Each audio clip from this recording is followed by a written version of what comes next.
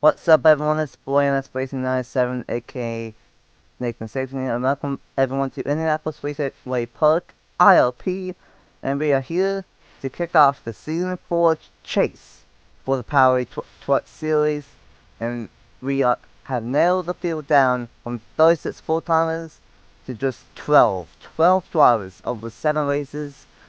Only one will call themselves a Season 4 champion.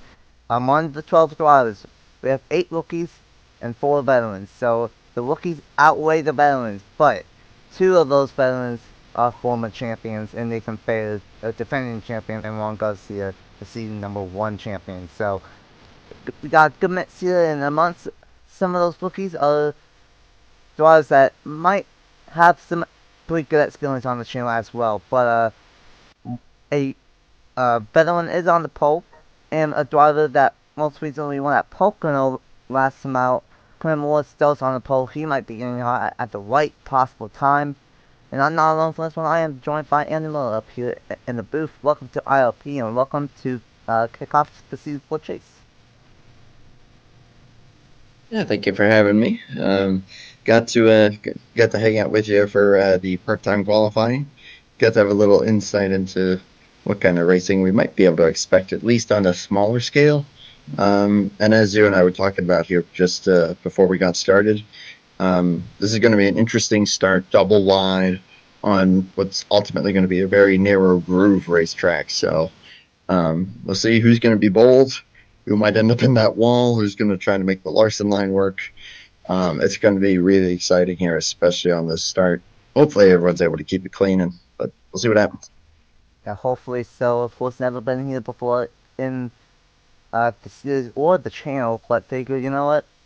The Cup Series have been going to the big track at Brickell in all 4 seasons to kick off the chase. Why not have the Truck Series go to the short track in the Indianapolis area? And of course, the points we set to kick off the chase, and each win that the drivers got in the regular season, that's 3 bonus points, and then of course the regular season champion got 10 bonus points. So Clinton Buchanan has 2013 points. Quinn Moore has 2006, but he starts on the pole, so he really has 2007 and 7 points back. Jack Gronkowski and Tristan Wakefield have 2003 points, and they are 10 points back, and then everyone else from Jordan Stout, Lance Jr., Ron Garcia, Zachary Fitzwater, both the Corner Jr., Aaron Abel, Nathan Fair, and Matt Davis, they all have 2,000 points at the reset, and they are 13 points behind. So it's all really tight for now. The season has been very, very tight, but we got 7 unique racetracks, and someone's going to leave uh, this series as a Season 4 champion. Starting with tonight, with the chase. 50 laps, about 31 to 33 laps on fuel. Never been here before. What do you think we will see, and what chaos might happen to kick off the 7-race chase? Oh boy, I'm going to be 100% honest and say I am going to predict there being some early chaos here. Again, with this double file start. Once these guys are able to settle it down, if they're able to keep it clean and green, then I think we'll start to see some spread out, some tire wear will start to come into play after several laps. Um, and then at that point, it'll just be a matter of when guys will look to make that pit stop. Are you going to gain an advantage by pitting early or later? We've seen it work both ways on tracks, even if it has higher tire wear. So that's going to be a big key factor later on in the going, should it stay green, of course. So a lot of unknowns, I think, as you said, with this being the first time being here. I've never seen an offline race at this track that I can recall. So it's going to be a pretty cool one to witness. It's definitely going to be a interesting one for sure, but let's go ahead and get through the starting grid. Cornwall, of course, most recently at Pocono, he starts on the pole, and alongside him is Jason Lona. Stephen Collin in the number 24, and Josh Williamson in number 98. Rough season, but a good qualifying effort. And more number 3, we got a part-time truck, and the number 28 of Eric Marlowe, and the number 51 of Matthew Burnett. In row number 4, we got the number 13 of Val Moscow and the 45 of Dylan Matthews this week. And rounding out the top 10 is Bradley Weems, the Charlotte winner, and Unable in the number 4 twice. So 2 chasers start out inside the top 10, and some of them start in the middle of the field, and some of them start deep in the field, like Jordan Stout in the number 7, and Juan Garcia in the number 8, still deep in the field here in this one. And with only being 50 laps, it might be tough to do so.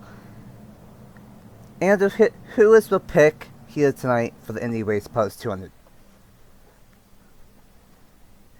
Oh boy, I think with this being a short track, we're probably going to see track position being favored here. So I'm going to go with that 24 truck being starting on the inside, third place. I think that is a great spot to be in. Not a bad spot to be in. Stephen Collin has been very, very close, getting that win on the seasons a handful of times. Maybe tonight he can finally get the job done. The season 4 chase is about to begin here at Indianapolis Raceway Park. We are going for the Indy Race Parts 200, and we are chase racing for season 4.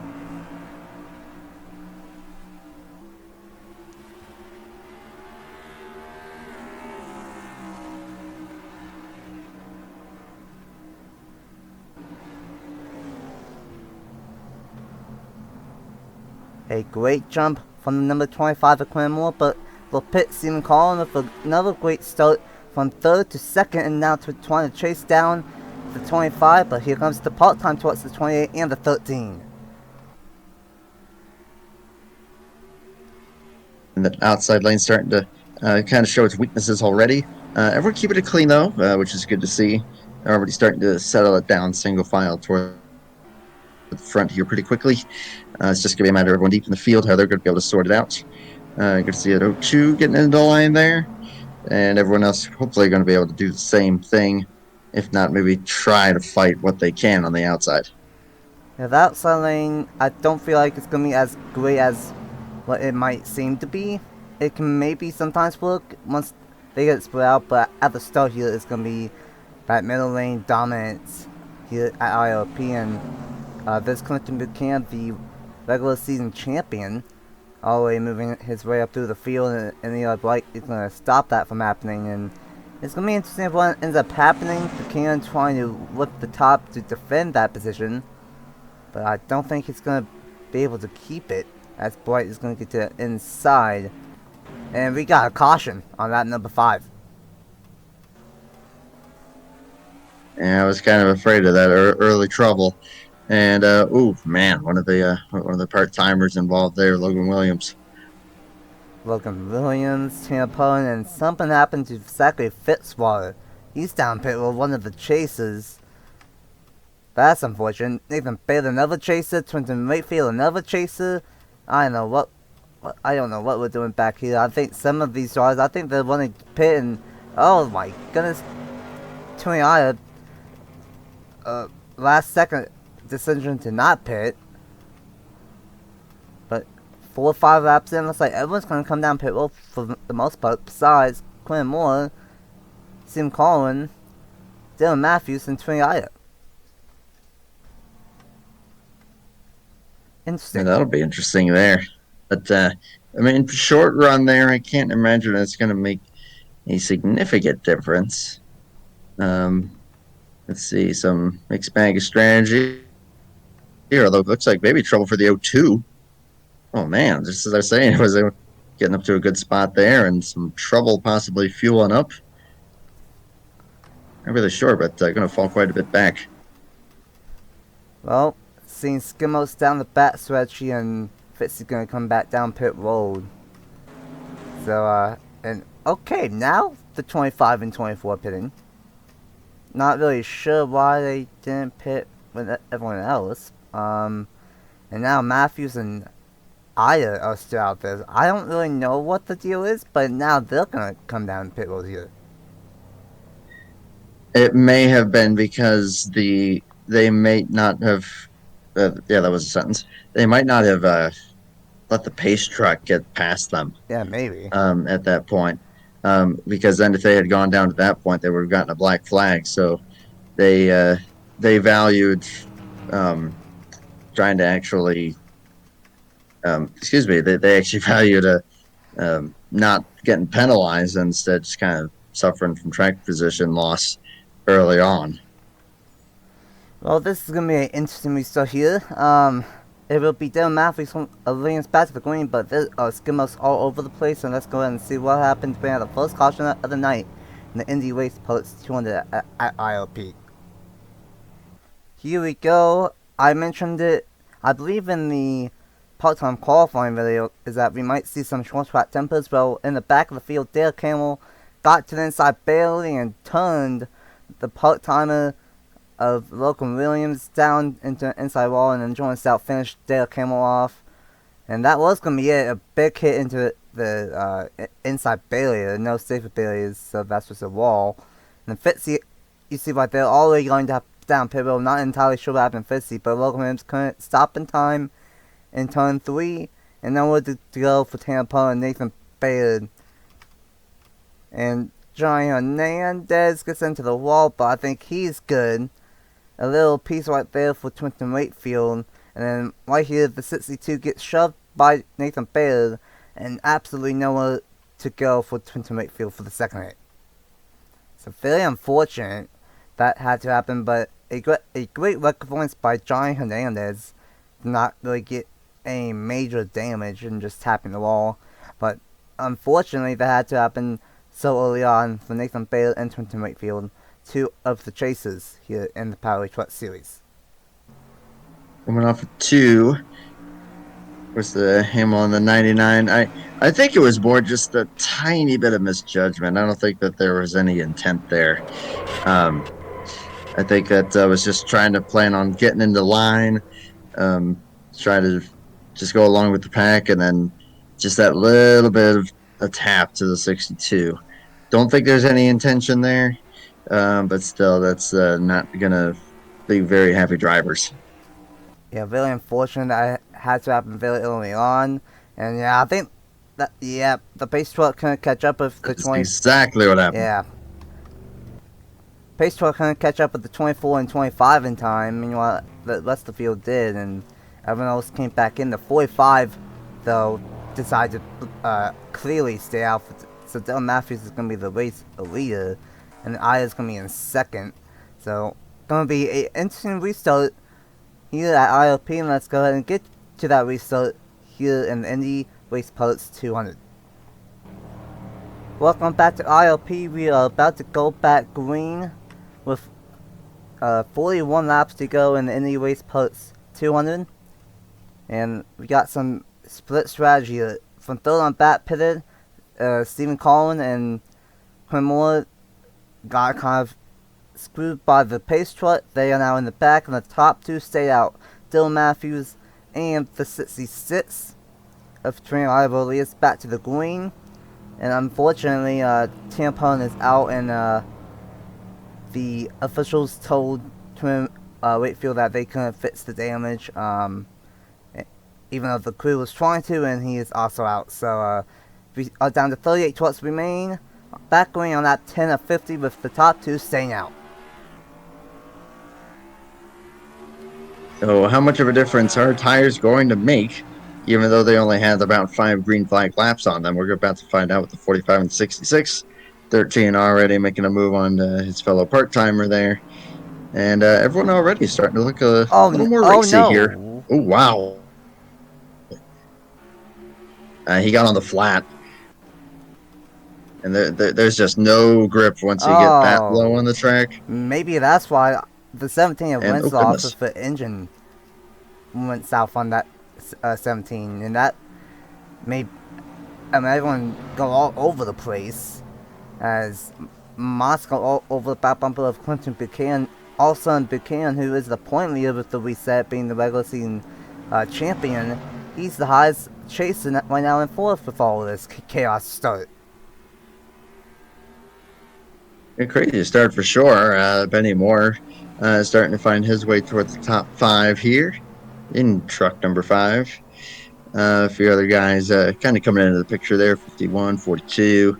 42 trying to rally back a little bit. Otherwise, hopefully everyone's able to keep it steady. So far, doing a good job of that. And this could get variance, and then if this thing stays green, as 32 went way wide trying that racing lane. And the 24 back down pit road, I'm not entirely sure on what happened with the 24 of Stephen Collins, but Will Pitt not having a good night here as Eric Monaco's going to try to make some part-time muscle here, trying to take second away from 29, and right now the 28 is the freshest, has the freshest tires, I think, and going to get to the inside here for the second place spot.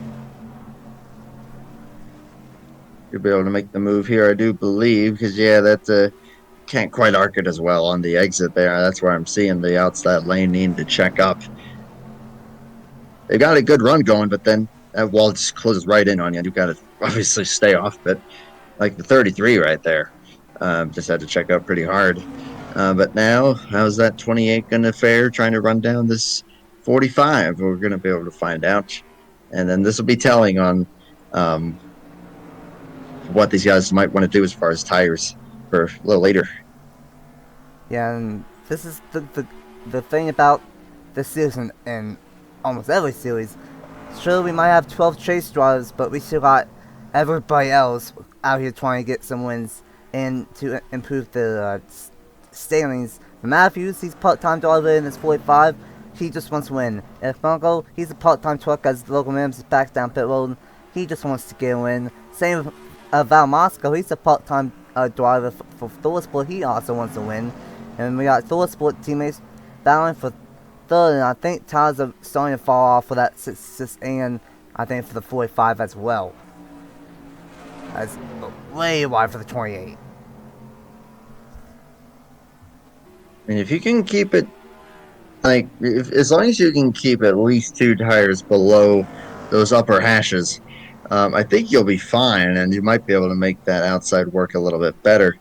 But if you're starting to get the tires on that line, that's where it seems like you just don't have as much room to work with, and that's where these guys are needing to slow down to keep it off the wall. Very close right there with Nathan Orman and Eli Blight. Blight trying the outside lane, not going to get there. Pretty interesting race so far as Monaco really closing in on Dylan Matthews here in this 28, and the 13 in Moscow is also starting to catch up with both of these top two. As we have 20 laps in of 50, an interesting one for sure. Trap position playing into a Vata, but it's not impossible to pass. It is possible. It's a flat short track. It's going to be a little bit tough, but Monaco went from 4 tenths to 3 tenths and now 2 tenths. Monaco is closing in on Dylan Matthews here. Yeah, it looks like tires are probably going to be a little more perfected than I thought they would. So, again, might be something to keep in mind. If the tire fall off is going to be that much, you might be better off pitting sooner, and then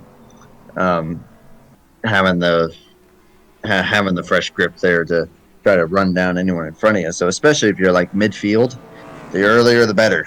Obviously not too early, because then you'll have nothing left. So that's kind of that guessing game on when is going to be the ideal window to kind of split the race. For sure. And the thing that we have to take a note about is that these drivers pitted about 5-6 laps in, and it's about 31 to 33 laps on fuel. So I think now it's going to be like 35, 38 laps on fuel. Well not about when they will pit, and that could get interesting. And what might also get interesting battle for the race lead as Matthews trying to lose the lane and run into one of those old tires, but it's not going to work out easily. To the race lead goes Eric Marco and number 28 machine. Matthews trying to fight back here, but I think on that set, those 5-6 lap new tires are going to pull away, and yes, it will. But now this 13's you have to try to make quick work of the 45 if he's going to have any chance of keeping up with that 28. Gonna probably take him a couple laps to try to get close enough to make that move. He's just got to hope that he's able to stick close enough to the 28 in order to try to have any chance of sticking with him. Already halfway through this deal. Yeah, it's only 50 laps, only 25 laps complete. Top 3 are under a blanket. Matthews is still hanging on beyond this 28 machine, not falling off as badly as I thought. So maybe it won't be too bad for him. the point leader, Buchanan, who won at Daytona all the way to start the season, he's starting to catch up with the top three though. If I look at this 22-2, 22-4, 22-3, 22-2, so Buchanan is a little bit faster than all these guys, and then maybe just a smidge faster than the 28. So Buchanan's definitely catching up with the top three here. And he's going to try to keep the momentum going of being one of the stronger chase drivers. Right now, I think everyone maybe started to equalize out a little bit here.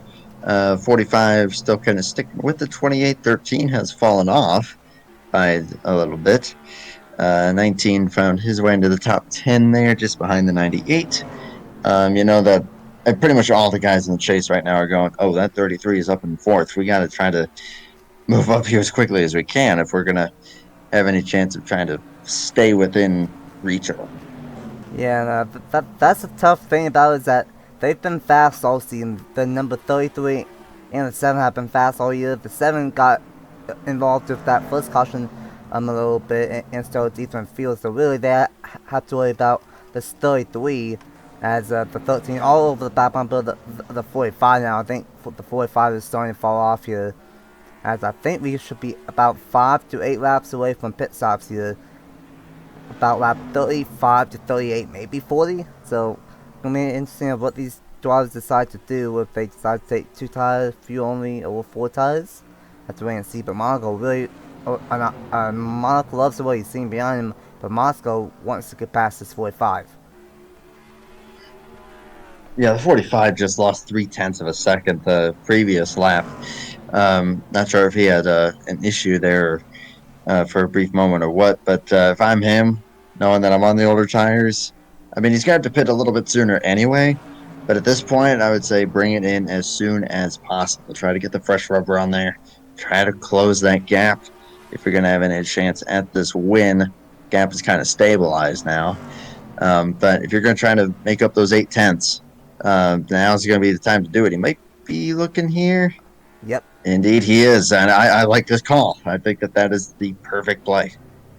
And for Matthews, I was about to say, this is about the window, 33 or so, and I think I had pitted a lap before the 45 of Matthews, and now will that open up the floodgates? Because everyone else they pitted around like 5 or 6, so they could stay out to lap 38, 39, 40. So this might get very interesting here. Monaco's going to be the race leader still, and now the 33 is going to be in third, and the 13 is going to be in second. Matthew Burnett is going to be in fourth, and Eli Bright is going to be in fifth. How about the 19? With both the Crown Junior, they are really starting to move towards the front here. They might have a long one to work on that 19 machine. Crown Junior's had a lot of speed this season, but sometimes things have not gone the team's way. So maybe they can get some good ones here to kick off the chase.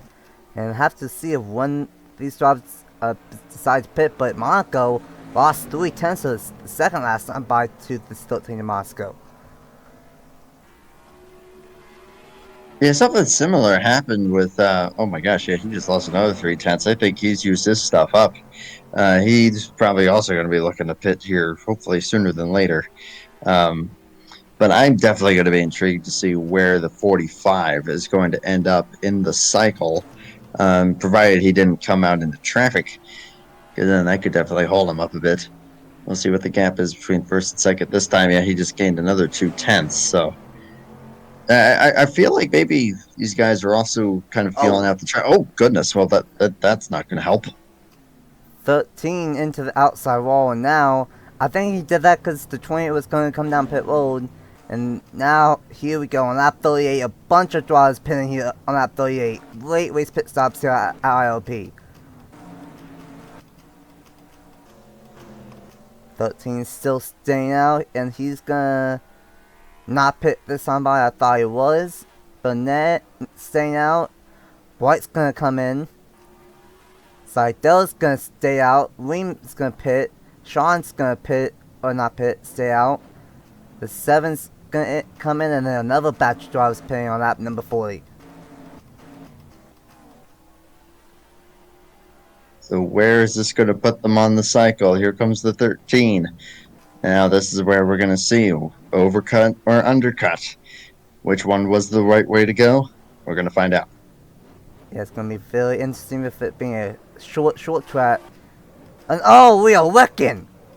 Oh gosh. Oh, the 45! Well, I was worried about that. Clinton Buchanan is destroyed. And I think the 45 might have gotten involved in that somehow, because he's slow. And because of that happening during pit stops, I don't know what's gonna happen now. Yeah, 45, I think, was actually the one that may have hit the 33. Or vice versa, one or the other. But I definitely saw him involved. And, oh man, that's going to be brutal. Let's see, who's gonna be the leader now? Because that happened during pit stops. If we are lucky, that happened after the cycle, for the most part. And if that is the case, then maybe the 28 might be the leader. I'm not entirely sure. Yeah, I don't know. I think...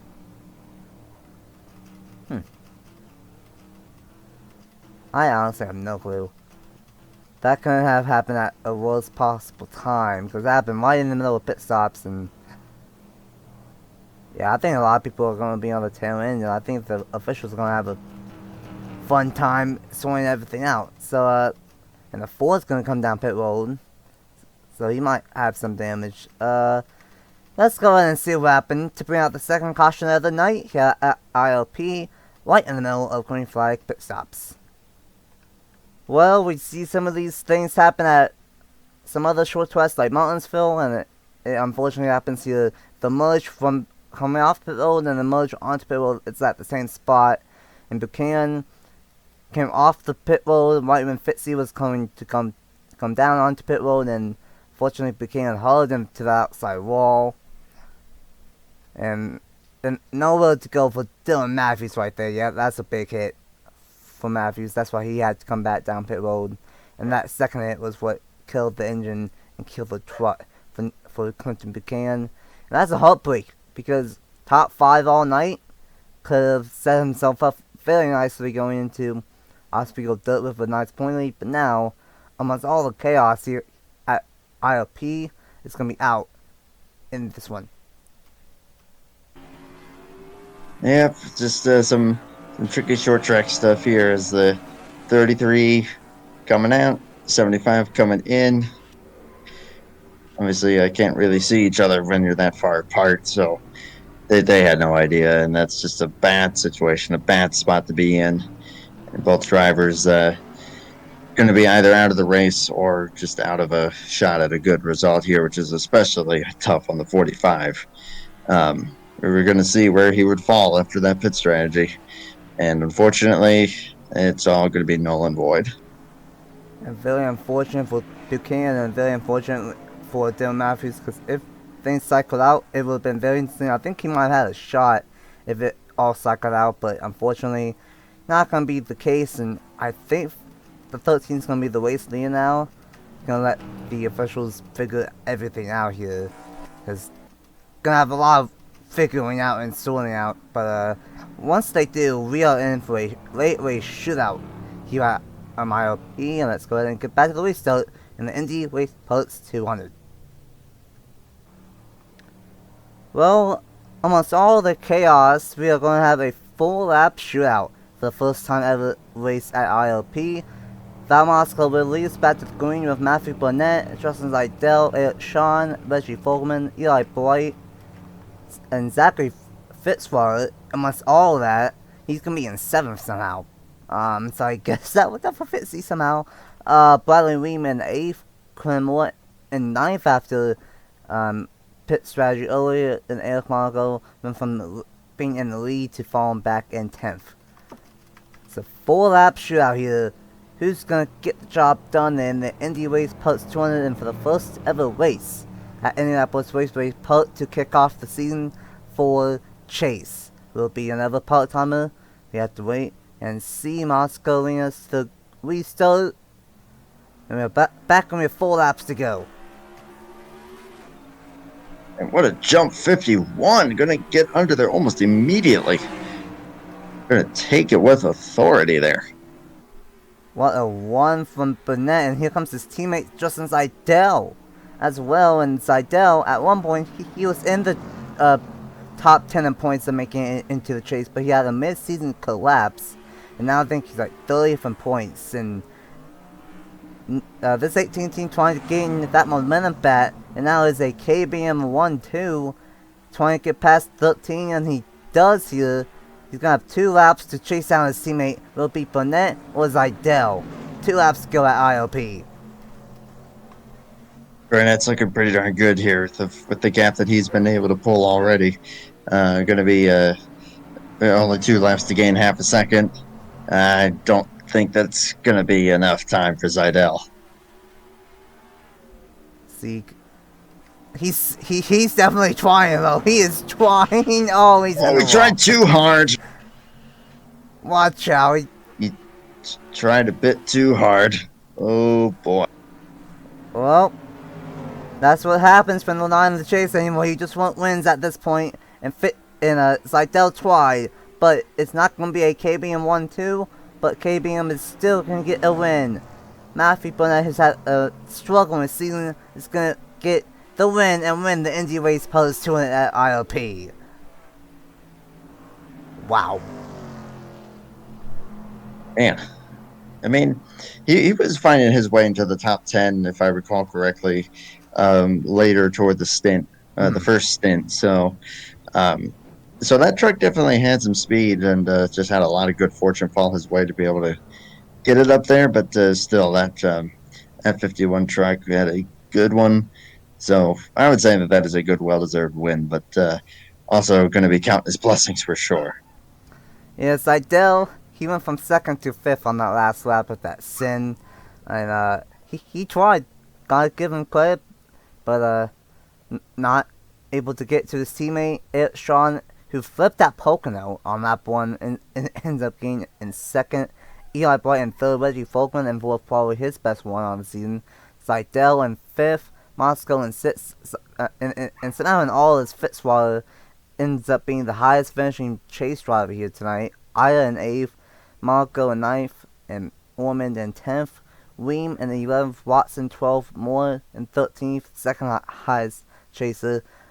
Smith, Williamson, Smith Jr., Leifler, Collins, Reynolds, Gordon, Hamill, and then the 3rd highest chaser of Chad Gronkowski in 22nd, and then Juan Garcia in 23rd, Delello, Davis in 25th, Lona, Crown Jr., that caution really messed up his night because he was inside the top 7 and moving his their way up to the front, but that caution hurt the 19 team. Hernandez, Stout with a rough night, Baylor with a rough night, of all chases with a rough night here tonight. And then Moore 1 lap down, Logan Williams 3 laps down, and then April, Matthews, Buchanan, Minzoff, Blue Engine, Wakefield, and Pullen all DNFs here in this one. Well, yeah, the first race at IRP was quite interesting for sure. It was difficult to pass, but not impossible to pass. Saw a little bit of tire strategy, and then you saw a late race restart. What a race for the first ever time at IRP. A little bit chaotic, but still a really, really good race. It's a very competitive field. It just, of course, that second caution falling at a time where of course, the pit cycle was still a little bit ongoing there, so there was some sorting out that they had to take care of, but all worked out in the end. That was a great race. I would definitely love to see the series come back and potentially maybe one of some of the other series, maybe giving this one a shot. But congrats to Burnett. And again, lucky yet well-deserved win, no doubt about it. And again, thank you very much, Nathan, for allowing me to join you for this one. Yeah, for sure, not a problem at all. A great win for Matthew Burnett, getting his first win on the channel, I believe, and first win on the season. And it's going to be very interesting what happens for the chase points now, because not a lot of chases finished up front, and not a lot of competitive chases to finish up front. Moore was second in points with the least set, so he might be the point leader going into Austria with the next amount another short track, but on dirt. And that's gonna be signed for sure. Of course, this week is not over, because tomorrow night, well, not tomorrow night, tomorrow we will have the return again, the chase return of the JBL Cup Series at the big track at the Brickyard for their chase, and that's gonna be a fun one. I'm glad that we got things figured out. Glad that we got both series chases going on, and it's gonna be a fantastic summer on NS Race 97. Huge thanks to Anna for joining me up in the booth. And huge congratulations to Patrick Bennett for winning the Indy Race Parts running. And until next time, we will see you guys later, on NS Racing 97. Bye!